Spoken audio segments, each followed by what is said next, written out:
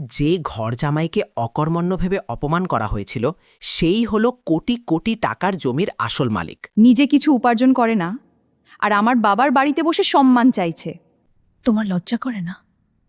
অর্জুন, আজ থেকে এই লোকটার জন্য ডাইনিং টেবিলে কোনো চেয়ার থাকবে না। বুঝেছ? তুমি ঘর জামাই, এই বাড়ির মালিক নও। আর সবাই শুনে নাও, যে জমির উপর বাবার সাম্রাজ্য দাঁড়িয়ে আছে, ওখানের নাম তো দূরের কথা, এর ছায়াও পড়া উচিত নয়। কলকাতার শীতল সন্ধ্যা ছিল। হাবেলির মতো তৈরি সেনগুপ্ত কুঠির বাইরের দেয়ালে হলুদ আলো পড়ছিল। ভেতরে মার্বেলের মেঝে, বড় বড় ঝাড়বাতি, মন্দির থেকে আসা ধূপের সুবাস, আর বাইরে পটিকতে দাঁড়ানো ৩টি দামি গাড়ি সবকিছু বলে দিচ্ছিল যে এটা কোনো সাধারণ বাড়ি নয়, একটা সাম্রাজ্য। কিন্তু সেই বাড়ির মাঝখানে এত বৈভবের মাঝেও একজন মানুষ ছিল, যাকে সেখানে মানুষের চেয়ে বোঝা মনে করা হতো। তার নাম ছিল অর্জুন। বয়স প্রায় ৩২ বছর, মুখে স্থিরতা, চোখে ক্লান্তি, আর স্বভাব এমন যে জবাব দেওয়ার আগে সামনের লোকের নিয়ত পড়ে নিত। অর্জুন এই বাড়ির জামাই ছিল, কিন্তু কেউ তাকে জামাই বলতো না। সবাই তাকে একটাই নামে ডাকত, ঘর জামাই। घर जमाई। যেন এটা কোনো সম্পর্ক নয়, একটা বিদ্রূপ, যেন এটা কোনো মানুষ নয়, কোনো বাধ্যবাধকতার স্মৃতি। ডাইনিং হলে সেই রাতেও সেটাই হলো, যা প্রায়ই হতো। লম্বা টেবিলের উপর বাসন সাজানো ছিল। মহেন্দ্র সেনগুপ্ত টেবিলের মাথায় বসেছিলেন। তার স্ত্রী শালিনী চুপচাপ পরিবেশন করছিলেন। মেয়ে রিয়া সেনগুপ্ত দামি রেশমি স্যুটে, চোখে অহংকার আর গলায় তিক্ততা নিয়ে অর্জুনকে দেখছিল। পাশেই মহেন্দ্রের ভাগ্নে করণ মোবাইলে হাসতে হাসতে বসে তামাশা দেখছিল। রিয়া পানির গ্লাস টেবিলে রাখতে রাখতে বলল, মা, আমি বলেছিলাম না এই লোকের প্লেট আলাদা রাখতে? প্রতিবার অতিথিদের সামনে অদ্ভুত লাগে। অর্জুন কোনো জবাব দিল না। মহেন্দ্র সেনগুপ্ত ঠান্ডা হাসির সাথে বললেন, বেটা, প্লেট আলাদা কি, এর হাইসিয়া তো আলাদা। তোমরা ভুলে যাও এটা আমাদের দয়ায় বেঁচে আছে। করণ তখনই খোঁটা দিল, মামা, দয়ায় নয়, এসি ঘর, ড্রাইভার, গাড়ি, চাকর, পুরো সরকারি স্কিমে বেঁচে আছে। সবাই হাসল, শুধু শালিনী হাসলেন না। আর অর্জুন, সে তবুও শান্ত বসে রইল। রিয়া তার দিকে ঝুঁকে ধীরে কিন্তু বিষভরা স্বরে বলল, মনে রেখো অর্জুন, আমার সাথে বিয়ে হয়েছে তোমার, এর মানে এই নয় যে তুমি সেনগুপ্ত হয়ে গেছ। অর্জুন প্রথমবার মাথা তুলল। তার গলা ধীর ছিল, কিন্তু সরল ছিল। নামে কেউ বড় হয় না রিয়া, কখনো কখনো সত্য এত বড় হয় যে নাম ছোট হয়ে যায়। টেবিলে দুটো মুহূর্তের নীরবতা ছড়িয়ে গেল। করণ হেসে ফেলল, বাহ, অকর্মণ্য লোকের ডায়লগ তো বেশ ফিল্মি। মহেন্দ্র কথা কেটে দিলেন, কাল বিকেলে আমাদের নতুন প্রজেক্ট শিবধাম রেসিডেন্সির প্রি লঞ্চ। বারাসাত রোডের সেই জমি আমাদের সবচেয়ে বড় খেলা, আর আমি চাই না যে কোনো অলক্ষণে সেখানে ঘুরতে দেখা যাক। অর্জুন, তুমি কাল বাড়িতেই থাকবে। অর্জুন শুধু এটুকুই বলল, কখনো কখনো অলক্ষণে মানুষ নয়, তার লোভ হয়। মহেন্দ্রের চোখ সরু হয়ে গেল। রিয়া টেবিলে হাত মারল, বস, এখন এই লোক আমাকে আমার নিজের বাড়িতে জ্ঞান দেবে? সেই রাতে ডাইনিং টেবিল থেকে উঠতে উঠতে কেউ দেখল না যে শালিনীর হাত কাঁপছিল, আর কেউ দেখল না যে সিঁড়ির দিকে যেতে যেতে অর্জুন দেয়ালে ঝোলানো একটি পুরনো ছবিতে 2 সেকেন্ড বেশি তাকালো। সেই ছবিতে মহেন্দ্র সেনগুপ্ত আরেকজন মানুষের সাথে দাঁড়িয়েছিলেন, সাধারণ পোশাকে, কিন্তু মুখে আত্মবিশ্বাস নিয়ে। সেই মানুষটি ছিলেন অর্জুনের বাবা, দীনানাথ শর্মা। উপরে নিজের ঘরে পৌঁছে অর্জুন আলমারি নিজে থেকে একটি পুরনো ফাইল বের করল। ফাইলের কিনারা ঘষে গিয়েছিল। ভেতরে কিছু কাগজ ছিল, একটি হলদে হয়ে যাওয়া নকশার কপি ছিল, আর একটি পুরনো ছবি, ঠিক যেটি নিচে দেয়ালে ঝোলানো ছিল। সে ছবিটা হাতে নিল, যেন কোনো ঘা ছুঁচ্ছে। ধীরে বলল, বাবুজি, এবার হয়তো আর দেরি করা উচিত নয়। পরে সকালে বাড়িতে হইচই ছিল। মন্দিরে আরতি হয়ে গিয়েছিল, তুলসীতে জল দেওয়া হয়েছিল, চাকরবাকর ফুল সাজাচ্ছিল, কারণ বিকেলে বড় লোকেরা আসবেন, বিল্ডার, ব্যাংকের লোক, বিনিয়োগকারী, মিডিয়া। সেনগুপ্ত পরিবারের জন্য সেই দিনটা অনেক গুরুত্বপূর্ণ ছিল। শিবধাম রেসিডেন্সি শুধু প্রজেক্ট নয়, মহেন্দ্রের পরের 10 বছরের শক্তি ছিল। রিয়া নিচে নামলে দেখল অর্জুন মন্দিরের বাইরে দাঁড়িয়ে আছে। সে সাদা কুর্তা পরেছিল। রিয়া খোঁটা দিল, আজ অনেক ভক্তি আসছে, নাকি ভগবানের কাছে চাকরি চাইছ? অর্জুন তার দিকে না তাকিয়ে বলল, ভগবানের কাছে ন্যায় চাইলে দেরি হয়, কিন্তু পাওয়া যায়ই। রিয়া তার কথা শুনে চটে গেল, কিন্তু কিছু বলল না, কারণ ঠিক সেই মুহূর্তে মহেন্দ্রের কাছে একটা ফোন এলো, আর প্রথমবার তাদের মুখ থেকে রং উড়ে গেল। কি মানে? Legal notice? মহেন্দ্রের গলা উঁচু হয়ে গেল। কার নামে? ঘরে নীরবতা ছড়িয়ে গেল। মহেন্দ্র রাগে ফোন কেটে করণের উপর চড়াও হলেন, অফিস চলো এক্ষুনি, কেউ প্রজেক্টের জমিতে স্টে লাগানোর চেষ্টা করেছে। করণ হতবাক হয়ে গেল, কিন্তু মামা, সব পেপার তো ক্লিয়ার ছিল। অর্জুন পেছন থেকে বলল, সব পেপার ক্লিয়ার ছিল নাকি ক্লিয়ার করানো হয়েছিল? মহেন্দ্র ফিরলেন। তাদের চোখে প্রথমবার অবজ্ঞার চেয়ে সতর্কতা বেশি ছিল। তোমার অনেক কিছু জানা মনে হচ্ছে। অর্জুন শান্ত স্বরে বলল, এতটুকু যে আপনার ঘুম উড়ে যাবে যদি সত্য সামনে আসে। রিয়া তখনই বলে উঠল, বাবা, এটাকে সিরিয়াস নেবেন না, এটা শুধু মনোযোগ টানতে এসব কথা বলছে। অর্জুন তার দিকে তাকালো। সেই চাহনিতে রাগ ছিল না, শুধু একটা ক্লান্তি ছিল, যা হয়তো বহু বছরের পুরনো ছিল। মহেন্দ্র আর করণ তখনই অফিস বেরিয়ে গেলেন। বাড়িতে অদ্ভুত একটা অস্থিরতা ছড়িয়ে পড়ল। শালিনী সারাদিন অর্জুনের সাথে চোখ এড়িয়ে চললেন। দুপুরের দিকে রিয়া তার ঘরে পুরনো কাগজ খুঁজছিল, কারণ ব্যাংকের একটা কপি দরকার ছিল। আলমারির পেছনের কোণে একটা ছোট কাঠের বাক্স রাখা ছিল। সে যখনই সেটা খুলল, ভেতরে কিছু পুরনো দলিল, একটি চাবি আর একটি অসম্পূর্ণ চিঠি পেল। উপরে লেখা ছিল, শালিনী, যদি এই কাগজ কখনো অর্জুনের কাছে পৌঁছায় তাহলে বুঝবে আমি অনেক দেরি করে ফেলেছি।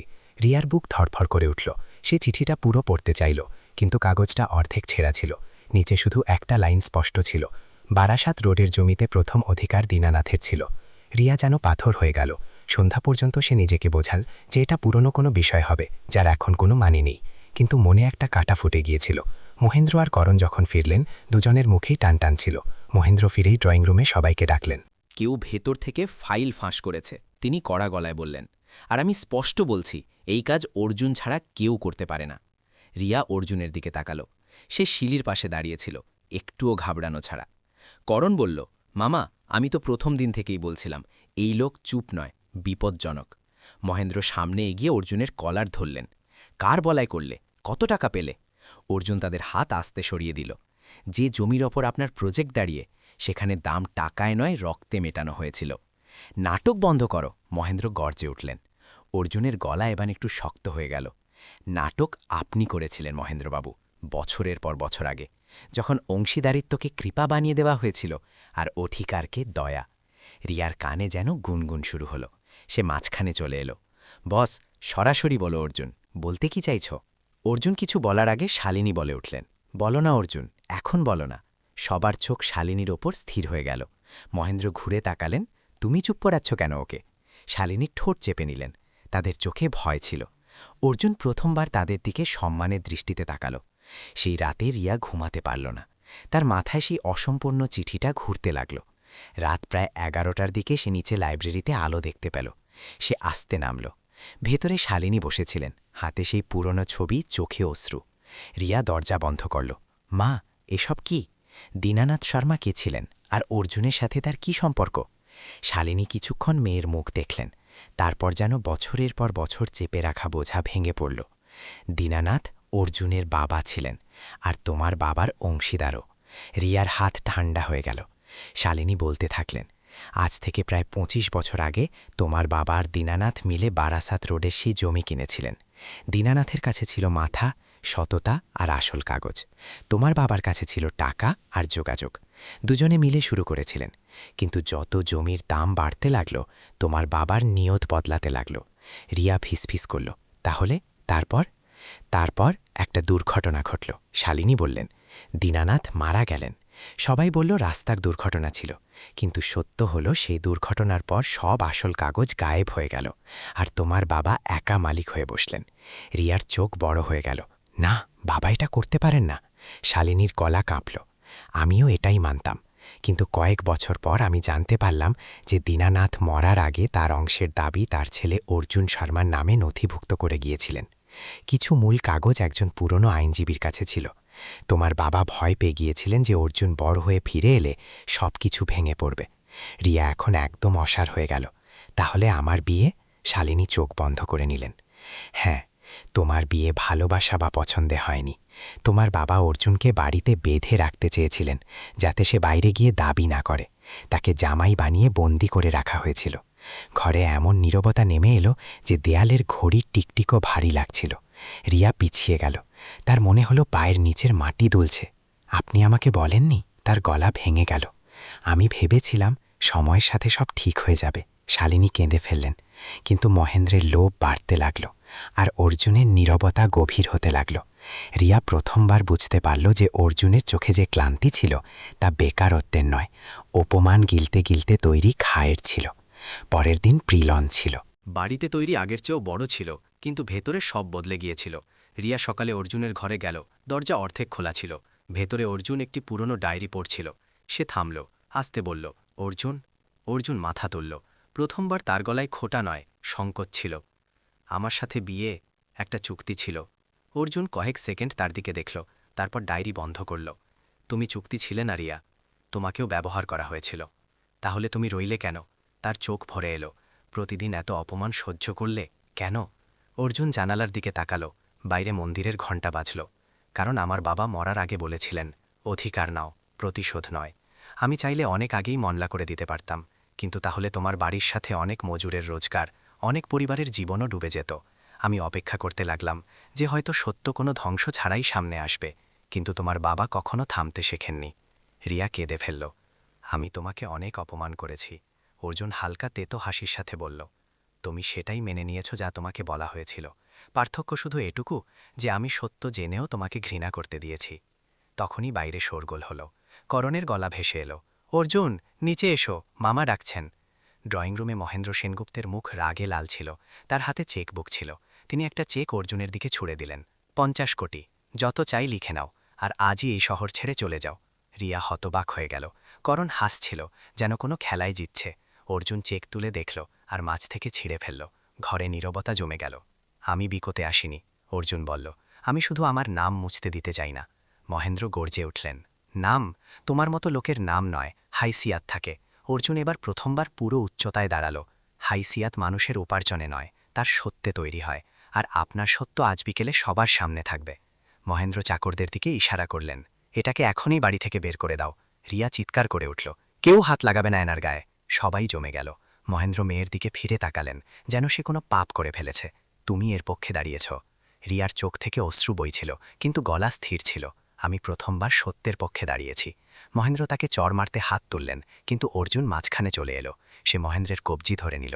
শুধু একটা মুহূর্ত, কিন্তু সেই একটা মুহূর্তে মহেন্দ্র বুঝে গেলেন এটা আর সেই চুপ মানুষ নয় যাকে তিনি বছরের পর বছর দাবিয়ে আসছিলেন। সন্ধ্যা 6টায় কলকাতার বড় হোটেলে শিবধাম রেসিডেন্সির প্রি লঞ্চ শুরু হলো। বাইরে মিডিয়া ভ্যান ছিল, ভেতরে বিনিয়োগকারী, বিল্ডার, শহরের বড় লোক। মঞ্চে ভগবান গণেশের ছোট মূর্তি রাখা ছিল। নারকেল ফাটানো হবে, আর তারপর মহেন্দ্র সেনগুপ্ত তার স্বপ্নের প্রজেক্ট লঞ্চ করবেন। স্ক্রিনে ড্রোন শট চলছিল। করণ মাইক সামলাচ্ছিল। বন্ধুরা, এটা শুধু একটা প্রজেক্ট নয়, পশ্চিমবঙ্গের সবচেয়ে বড় রিয়েল এস্টেট বিপ্লব। তখনই হলের পেছনের দরজা খুলল। সব চোখ সেদিকে ফিরল। ভেতরে অর্জুন এলো, সাদা কুর্তায় নেহেরু জ্যাকেট, হাতে একটি ফাইল। পেছনে রিয়া আর শালিনী, আর তাদের সাথে একজন বয়স্ক মানুষ, আইনজীবী সুরেশ সিনহা। মহেন্দ্রের মুখ শক্ত হয়ে গেল। করণ ফিসফিস করল, এটাকে ভেতরে কে আসতে দিল? অর্জুন সরাসরি মঞ্চ পর্যন্ত পৌঁছালো। নিরাপত্তারক্ষীরা সামনে এগোলো, কিন্তু সিনহাজি উঁচু গলায় বললেন, হাত লাগাবেন না। যে জমির লঞ্চ হচ্ছে তার প্রাথমিক দাবি এনআরই। হলে হইচই পড়ে গেল। ক্যামেরা অর্জুনের দিকে ঘুরে গেল। মহেন্দ্র মাইক ধরে হাসার চেষ্টা করলেন। বন্ধুরা, এটা একটা পারিবারিক বিষয়। একজন আবেগপ্রবণ যুবক পুরনো গল্পের সাহায্যে তামাশা করতে এসেছে। অর্জুন মাইক নিল। তার গলায় শোরগোল ছিল না, কিন্তু এত সততা ছিল যে হল শান্ত হতে শুরু করল। তামাশা আজ শুরু হয়নি মহেন্দ্রবাবু, সে বলল। তামাশা সেদিন শুরু হয়েছিল যখন আপনি আপনার অংশীদার দীনানাথ শর্মার মৃত্যুর পর তার ছেলের অধিকার চেপে রেখেছিলেন, যখন অংশীদারিত্বের কাগজ গায়েব করে দিয়েছিলেন, আর যখন আপনার মেয়ের বিয়ে ও ব্যবসা বাঁচানোর অস্ত্র বানিয়ে দিয়েছিলেন। রিয়া মাথা নামিয়ে নিল। মহেন্দ্র চিৎকার করলেন, মিথ্যা, সব মিথ্যা। তখনই সুরেশ সিনহা মূল দলিল ক্যামেরার সামনে খুলে ধরলেন। পুরনো রেজিস্ট্রি পেপার, অংশীদারিত্বের চুক্তি, আর সেই হাতে লেখা ঘোষণা যেখানে দীনানাথ তার অংশ তার পুত্র অর্জুন শর্মার নামে সুরক্ষিত করে গিয়েছিলেন। তারপর আরেকটা আঘাত এলো। সিনহাজি একটা অডিও রেকর্ডার চালালেন। দুর্বল বয়স্ক গলা গুনগুন করে উঠল, আমি দীনানাথ শর্মা এই বিবৃতি নথিভুক্ত করছি। যদি আমার কিছু হয় তাহলে বারাসাত রোডের জমিতে আমার অংশ আমার ছেলে অর্জুনের থাকবে। মহেন্দ্রের ওপর বিশ্বাস আছে, কিন্তু কাগজ বিশ্বাসে নয়, আইনে টেকে। হলে যেন শ্বাস আটকে গেল। মহেন্দ্র পিছিয়ে গেলেন। করণের মুখ নেমে গেল। অর্জুন আরও বলল, আমি এখানে শুধু মালিক হতে আসিনি, আমি এটা জানাতে এসেছি যে যে প্রজেক্টে আপনারা বিনিয়োগ করতে যাচ্ছেন তার ভিত্তি প্রতারণার ওপর রাখা হয়েছে, আর আমি এই জমিতে কোনো নির্মাণ হতে দেব না যতদিন পুরনো উচ্ছেদ হওয়া মজুর পরিবারগুলোর বকেয়া আর আইনি তদন্ত সম্পূর্ণ না হয়। এখন বিষয়টা শুধু পরিবারের রইল না, প্রকাশ্য হয়ে গেল। বিনিয়োগকারীরা একে অপরের সাথে কথা বলতে শুরু করলেন। মিডিয়া রিপোর্টার লাইভ আপডেট দিতে লাগল। করণ শেষ চেষ্টা করল, এটা সব টাকা হাতানোর নাটক। এত অধিকার থাকলে বছরের পর বছর চুপ ছিলে কেন?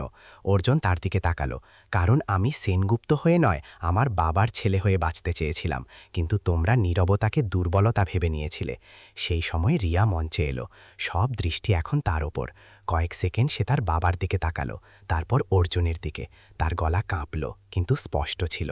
আমি রিয়া সেনগুপ্ত আজ সবার সামনে স্বীকার করছি যে আমি আমার স্বামীকে বছরের পর বছর অপমান করেছি, কারণ আমাকে সত্য কখনো বলা হয়নি।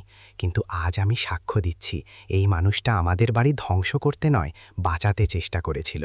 আর যদি এই পরিবারে কেউ সবচেয়ে বেশি সম্মান হারিয়েছে, তাহলে সে অর্জুন নয়, আমরা। মহেন্দ্র যেন ভেতর থেকে ভেঙে গেলেন। তিনি কিছু বলতে চাইছিলেন, কিন্তু শব্দ বের হলো না। বিনিয়োগকারীরা কাগজ গুছিয়ে নিতে শুরু করলেন। একজন ব্যাংক প্রতিনিধি স্পষ্ট বললেন, আইনি ছাড়পত্র ছাড়া ফান্ডিং অসম্ভব। মিডিয়ার ক্যামেরা মহেন্দ্রের মুখে ছিল। যে মানুষটা সকাল পর্যন্ত শহরের সবচেয়ে ক্ষমতাধর বিল্ডার দেখাচ্ছিলেন, তিনি এখন সবার সামনে অসহায় দাঁড়িয়েছিলেন। কিছুক্ষণের মধ্যে আর্থিক অপরাধ শাখার অফিসাররাও পৌঁছে গেলেন, কারণ সিনহাজি আগেই দলিল দফতরে পাঠিয়ে দিয়েছিলেন। মহেন্দ্র শেষবার অর্জুনের দিকে তাকালেন। কি চাও? তিনি কোনো রকমই জিজ্ঞেস করলেন। অর্জুন সরাসরি জবাব দিল, আপনার বাড়ি নয়, আপনার নাম নয়, শুধু ন্যায়। আমার বাবার অংশ, মজুরদের অধিকার, আর সেই সত্য যা আপনি চেপে রেখেছিলেন। হলে দাঁড়ানো অনেক মানুষ প্রথমবার অর্জুনকে ঘর জামাই নয়, আসল উত্তরাধিকারী হিসেবে দেখছিলেন। কিন্তু অর্জুনের মুখে জয়ের চকচকে ভাব ছিল না, শুধু একটা ভারী শান্তি ছিল। কয়েকদিন পরে কলকাতায় এই খবরই সব খবরের কাগজে ছিল। সেনগুপ্ত প্রজেক্টে স্থগিতাদেশ। জামাই দেখা গেল জমির আসল দাবিদার। পুরনো অংশীদারিত্বের প্রতারণা খুলে দিল রিয়েল এস্টেট কেলেঙ্কারি। মহেন্দ্র সেনগুপ্তের বিরুদ্ধে আইনি পদক্ষেপ শুরু হলো। করণ নিজেকে বাঁচানোর চেষ্টা করল, কিন্তু অনেক ফাইলে তার নামও বেরিয়ে গেল। বাড়ির পরিবেশ চিরকালের জন্য বদলে গেল। সেই ডাইনিং টেবিল, সেই ঝাড়বাতি, সেই মন্দির, কিন্তু এখন সেখানে খোঁটার জায়গায় নীরবতা ছিল। একদিন সন্ধ্যায় শালিনী অর্জুনের সামনে থালা রাখলেন। প্রথমবার তার হাত জোড় হয়ে গেল। বেটা, মাফ করে দাও। আমরা তোমাকে জামাই নয়, বন্দি বানিয়ে রেখেছিলাম। অর্জুন আসতে বলল। ভুল আপনি করেননি, ভয় করেছিল। রিয়া দূরে দাঁড়িয়ে সব দেখছিল। তার চোখের নিচে ক্লান্তি ছিল। সে সামনে এলো। যদি তুমি চাও, তাহলে আমি এই সম্পর্ক থেকে বেরিয়ে যাব। আমি তোমাকে স্বামীর সম্মান কখনো দিইনি। অর্জুন কিছুক্ষণ তার দিকে তাকিয়ে রইল। তারপর বলল, সম্পর্ক আদালতে নয়, আচরণে ভাঙে, আর জোড়াও সেখানেই লাগে। এখন আমাদের মাঝে ভয়সালা নয়, সত্য দাঁড়িয়ে আছে। আগে সেটাকে বাঁচতে শেখো। এটা ক্ষমা ছিল না, কিন্তু এটা অবজ্ঞাও ছিল না। হয়তো এটাই তাদের গল্পের সবচেয়ে সত্যিকারের অংশ ছিল। কয়েক মাস পরে বারাসাতের মোড়ের সেই জমি নতুন একটা নামে পরিচিত হতে লাগল। সেখানে চকচকে টাওয়ার নয়, আগে মজুরদের জন্য বাসস্থান, একটা স্কুল আর একটা ছোট স্বাস্থ্যকেন্দ্র তৈরি হতে শুরু হলো। প্রবেশদ্বারে পাথরের একটা ফলক লাগানো হলো, দীনানাথ স্মৃতি ট্রাস্ট। উদ্বোধনের দিন অর্জুন কোনো লম্বা বক্তৃতা দিল না, শুধু বলল, জমিতে সবার আগের অধিকার সেই হাতের যে তাকে সততার সাথে ধরেছিল। যে মানুষ কাগজ ছিনিয়ে নিয়েছিল, তার নয়। ভিড়ে দাঁড়ানো রিয়ার চোখ ভরে এলো। এবার সে সবার আগে তালি বাজাল। আর সেই সন্ধ্যায়, যখন সূর্যের শেষ আলো সেই জমির উপর পড়ছিল, অর্জুন পকেট থেকে বাবার পুরনো ছবি বের করল, আস্তে দেখল। তারপর আকাশের দিকে তাকিয়ে বলল, বাবুজি, অধিকার মিলেছে, প্রতিশোধ নিইনি। হাওয়া হালকা করে বয়ে গেল, যেন কেউ দূর থেকে আশীর্বাদ করলেন। আপনি যদি অর্জুনের জায়গায় থাকতেন, তাহলে কি রিয়া আর তার পরিবারকে ক্ষমা করতেন, নাকি আইনকে তার কাজ করতে দিতেন? কমেন্ট করে অবশ্যই জানান। আর এরকম মন ছুঁয়ে যাওয়া, জীবন বদলে দেওয়া গল্প যদি আপনি প্রতিদিন শুনতে চান, তাহলে আমাদের চ্যানেল সাবস্ক্রাইব করুন, আর সাথে বেল আইকন চেপে দিন, যাতে নতুন গল্প সবার আগে আপনার মোবাইলে পৌঁছায়। আপনি এই ভিডিও এতটুকু দেখেছেন, এর মানে আপনার মন সত্যিই ভালো। এর জন্য আপনাকে দিল থেকে ধন্যবাদ। আর হ্যাঁ, আপনার গ্রাম বা শহরের নাম কমেন্টে অবশ্যই লিখুন, যাতে আমরা আপনাকে মন থেকে শুকরিয়া জানাতে পারি। ততক্ষণের জন্য জয় হিন্দ।